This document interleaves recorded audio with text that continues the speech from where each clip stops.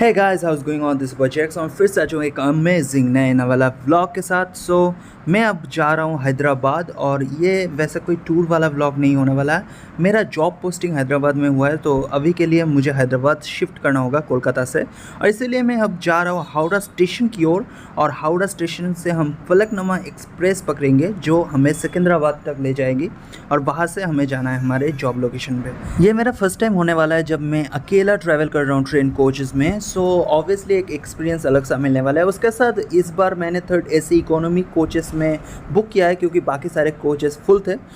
और यूट्यूब वगैरह में थोड़ा सर्च करने के बाद, थोड़ा रिसर्च करने के बाद मुझे पता चला कि थर्ड एसी इकोनॉमी पिछले जो थर्ड एसी नॉर्मल क्लासेस थे उससे थोड़ा अलग है, तो उसका भी अलग सा एक्सपीरियंस मुझे मिलने वाला है। कैसा मेरा एक्सपीरियंस रहता है सारा कुछ मैं बताने वाला हूँ इस ब्लॉग में। सो पूरी तरह से ज़रूर देखना ब्लॉग को, और अभी तक अगर सब्सक्राइब नहीं किया तो क्या करें, नीचे जाओ और सब्सक्राइब कर दो चैनल को। हम हावड़ा स्टेशन में 7:30 बजे तक पहुँच गए थे, क्योंकि हमारा ट्रेन 8:30 बजे था और हम लेट नहीं होना चाहते ऑब्वियसली। लेकिन जैसा इंडिया का ट्रेन होता है, वहाँ पर जाके पता चला बहुत सारे ट्रेन लेट है, और फलकनुमा एक्सप्रेस भी लेट है। ट्रेन जो 8:30 बजे छूटने का टाइम था वो आके पहुँचा स्टेशन में 8:55 को। सो ऑब्वियसली लेट आया, सो लेट ही छूटेगा।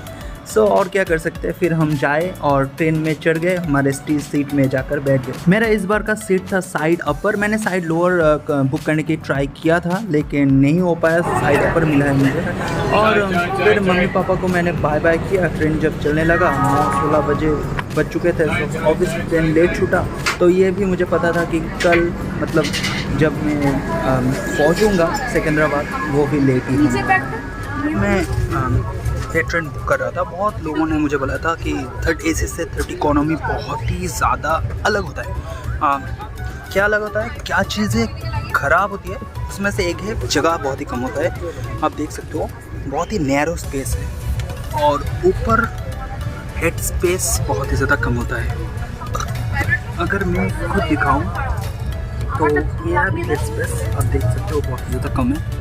सो ये एक बहुत ही ज़्यादा ख़राब चीज़ है। लेकिन आपको यहाँ पर और भी चीज़ें जैसे ऐसे फैंसी बोतल स्टैंड, एक वेंट मिल जाता है जहाँ पर आप अलग अलग एसी को मॉडल आपके हिसाब से कम ज़्यादा कर सकते हो एसी का हवा को। और ये हर सीट में ही देखने को मिल जाता है। एक अलग से USB और लाइट वाला जगह मिल जाता है, जहाँ पर आपको एक रीडिंग लाइट जैसा मिलता है, और इससे आप लाइट कंट्रोल कर सकते हो। और जो स्पेस के बाद आप देख सकते हो यहाँ पर बहुत ही ज़्यादा नैरो स्पेस है, जहाँ पर और ट्रेन्स में ज़्यादा स्पेस होता है। यहाँ पर अलग से एक जगह दिया गया जहाँ पर आप डेनिंग वगैरह रखते हो। तो ये अच्छा चीज़ के बारे में और एक चीज़ जो मुझे बताना है कि अभी आप देख सकते हो मैं लेटा हुआ हूँ, और अगर आप कोई नॉर्मल ट्रेन में लेटे हुए होते हो तो आपके आसपास थोड़ा ज़्यादा स्पेस होता है। मैं ठीक ठाक अच्छा खासा भरा हूँ, तो अब मैं लेटा हुआ हूँ तो कुछ भी स्पेस इधर आपको नहीं देखने मिल जाए, कोई भी स्पेस नहीं है पूरी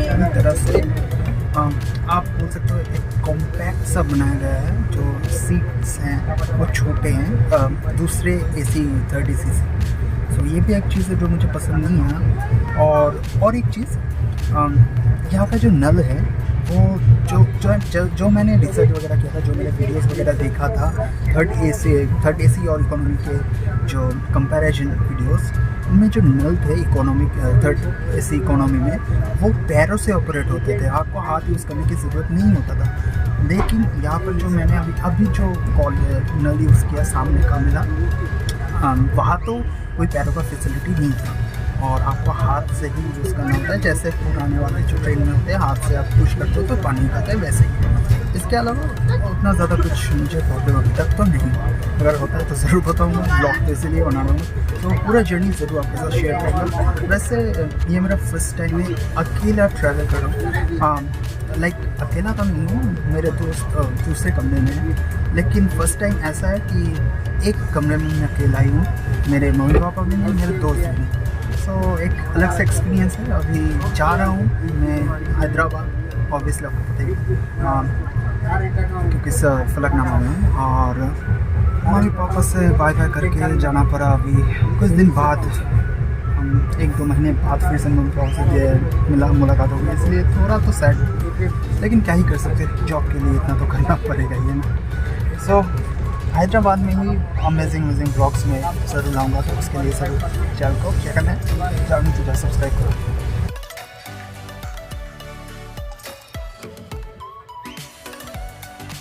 सारे हमारे को पैसेंजर सारे ऑलरेडी सो चुके हैं, मैं ही सिर्फ जगा हुआ हूँ और एसी भी अच्छा खासा ठंडक दे रहा है। सो ऑब्वियसली बिना चादर ओढ़े नहीं सो सकते, ज़्यादा ठंडा लग जाएगा।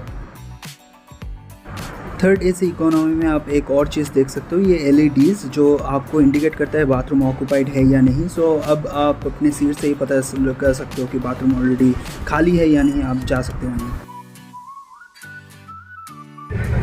सो गाइस, कुछ देर पहले मैं बाहर गया था और ऑलरेडी अंधेरा हो चुका है, शाम हो चुका है, अभी लगभग 6:30 बज चुके हैं।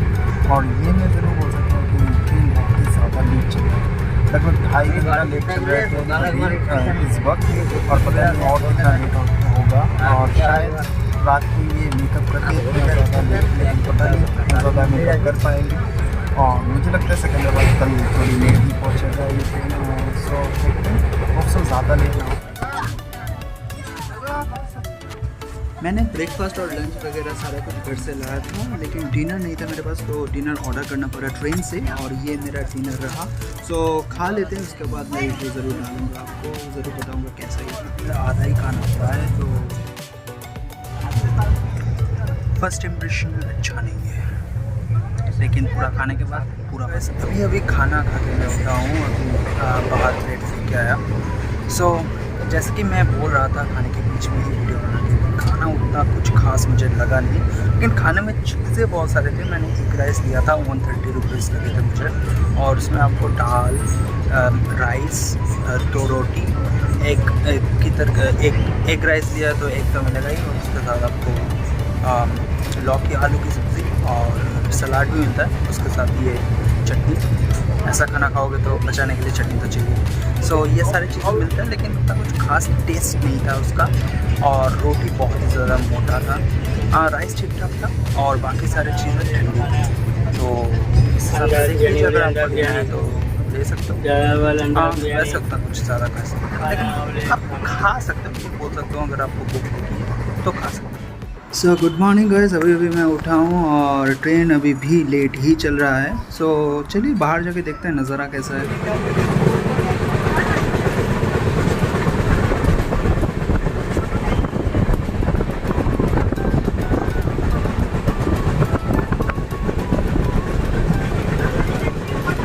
बाहर का नज़ारा तो बहुत ही ज़्यादा सुंदर है, और जब आप ट्रेन से ट्रैवल करते हो तो सबसे बड़ी बात तो यही होती है ना, जो नज़ारा आप देख पाते हो बाहर का, जो ग्रीनरी आपको देखने को मिल जाता है, जो आपको प्लेन में नहीं मिलेगा ना। इसके अलावा अगर मैं ट्रेन के अंदर की बारे में बात करूँ, तो ऑलरेडी मैंने आपको बताया है कि यहाँ पर थर्ड एसी इकोनॉमी में जो पैडल वाला नल मिलता है वो इस ट्रेन में नहीं है।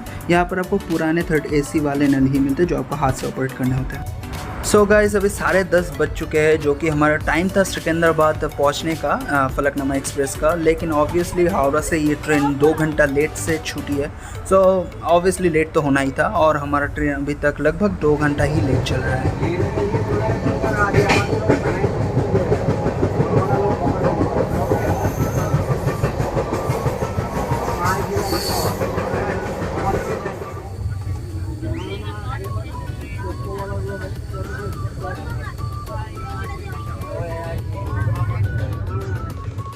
अभी बज रहे हैं 11:35। ऑलरेडी बहुत सारे लोग अपने लगेज वगैरह निकालना स्टार्ट कर चुके हैं। कुछ लोग तो ऑलरेडी जा चुके हैं ट्रेन के गेट के सामने, और हम पहुंच चुके हैं सिकंदराबाद स्टेशन।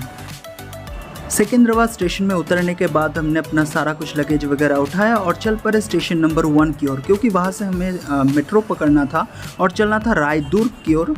रायदुर्ग से हमारा जो ऑफिस है वो पास पड़ता है, इसलिए हमने सोचा वहाँ पर ही कुछ होटल वगैरह या फिर कुछ पीजी वगैरह वहाँ से ही ढूंढना होगा। सो अभी तक शायद मैंने अपना ऑफिस का नाम नहीं बताया है ना। सो आई गॉट इनटू डेलॉयट, मुझे डेलॉयट में काम मिला है। सो इसीलिए मुझे हैदराबाद आना पड़ा, क्योंकि मेरा जॉब लोकेशन हैदराबाद था। सो अभी के लिए ये मेरा सेकेंड होम आप बोल सकते हो। मेट्रो टिकट काटने के बाद हम चल पड़े मेट्रो स्टेशन की ओर, लेकिन वहाँ पर हमें ज़्यादा देर वेट नहीं करना पड़ा, मेट्रो बहुत ही जल्दी आ चुका था। और अगर मैं मेट्रो एक्सपीरियंस की बात करूँ, ऑब्वियसली मैं ज़्यादा तो मेट्रो में नहीं गया अभी तक हैदराबाद में, एक बार ही गया था रायदुर्ग तक। तो मुझे अच्छा लगा, मेट्रो में बहुत ज़्यादा स्पेस था और वहाँ पर लगेज वगैरह सारा कुछ रख के हम रायदुर्ग तक पहुँच गए। रायदुर्ग स्टेशन पर पहुँचने के बाद हम नीचे गए और एक ऑटो ले लिया जो कि हमें हमारे होटल तक पहुँचाने वाला था, क्योंकि हमने सोचा था बाबू का लेन में पहले होटल ले लेते हैं, उसके बाद पीजी हंट करने निकलेंगे, क्योंकि अगर सारा लगेज लेकर पीजी हंट करने निकलते हैं तो वो प्रॉब्लम हो सकता है। इसीलिए पहले हमने होटल ले लिया और हमने होटल लिया था होटल सनशाइन जो कि बाबू खान लेन में है। सारा कुछ हमारा लगेज वगैरह हमने होटल में रख दिया। उसके बाद दोपहर का खाना खा के हम निकल पड़े पीजी हंटिंग के लिए। ऑब्वियसली ये हंटिंग तो नहीं था क्योंकि बहुत सारे पीजीज हमने नहीं देखे थे, लेकिन हमारा मेन प्लान था एक अच्छा सा पीजी अब के लिए देख लेते हैं, उसके बाद अगर पसंद नहीं आता तो फिर पीजी हंट करेंगे अच्छे से, क्योंकि हमारे पास ज़्यादा टाइम अभी नहीं है। इसीलिए हम गए थे स्टैंजा के पीजीज़ में, जो कि ऑब्वियसली एक ऑर्गेनाइजेशन है, इसीलिए हमने सोचा कि पहले यही देख लेते हैं। इसी कारण से हमने पहले वीगो हाउस, फिर म्यूनिक हाउस और ब्रेमन हाउस गए थे स्टैंजा लिविंग के, और हमने डिसाइड कर लिया था कौन सा पीजी हमें लेना है। और रात को ही फिर देख के आ गए थे, ऑलरेडी सारा कुछ बात वगैरह करके रात को आ गए थे हमारे होटल में, और होटल से सारा कुछ लगेज वगैरह लेके ऑलरेडी शिफ्ट हो गए थे, लगेज रखे आए थे, और ऑब्वियसली होटल का प्राइस दिया है तो वो तो यूज़ करना ही है ना। रात को होटल में रुक गए थे, उसके बाद अगले दिन अच्छी तरह से पूरी तरह शिफ्ट वगैरह हो गए थे हमारे न्यू पीजी में। नाउ अगर आप मेरे पीजी एक्सपीरियंस के बारे में पूछो अभी, ज़्यादा दिन तो अभी रहा नहीं हूँ मैं, पूरी तरह से रिव्यू नहीं देख सकता, लेकिन अगर ओवरऑल बात करूँ तो 3-4 दिन के लिए अच्छा सा पीजी मुझे लगा। So that's it for today guys, hope you enjoyed the video, and if you do तो लाइक ज़रूर करना नीचे जाकर, और अभी तक सब्सक्राइब नहीं किया तो क्या करो, जाओ और सब्सक्राइब वाला बटन दबा दो। ऐसा ही मैं अमेजिंग ब्लॉग्स बनाता रहूँगा, सो कीप एंजॉयिंग।